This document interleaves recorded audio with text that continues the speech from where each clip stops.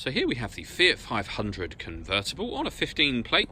I'm going to start off by showing you around the outside of the car, and then we'll hop in and run through some controls on the inside. But from the outside you can see it's a 3-door car with alloy wheels. Let's start off inside the boot and then work our way around the rest of the car from there. So as we approach the boot, you'll see we have reversing sensors. Given the size of the car, plenty of boot space as well, along with that 50-50 split folding rear seat. So we're just going to work our way back round to the front of the car, and then we'll hop in and run through some controls on the inside. But now that we've done a full circle of it, you can see it's in fantastic condition the whole way round. Just briefly before we climb in, I think it's well worth seeing the interior from this exterior point of view. The seats are as good as new.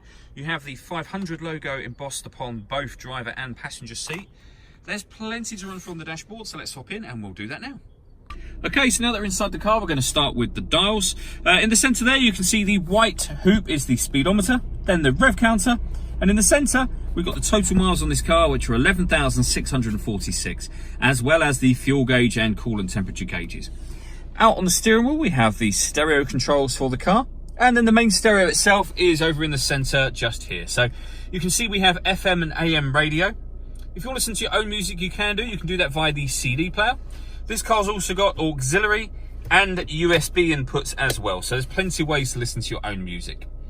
Below that, we have the city button. So this makes the power steering lighter for parking, for example. We've got your hazard warning lights. Front and rear fog lights are turned on with that button. And then beneath that, we have the climate control. So you can set the temperature inside the car.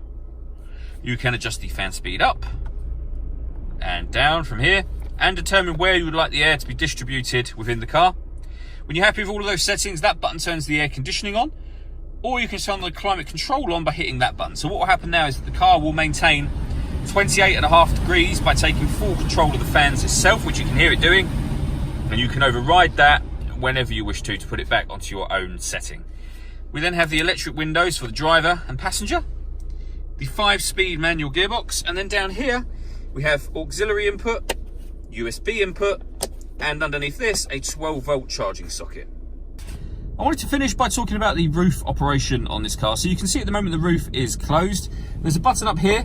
If we give that a push, the roof will open up electronically, and it will stop just shy of covering the rear window.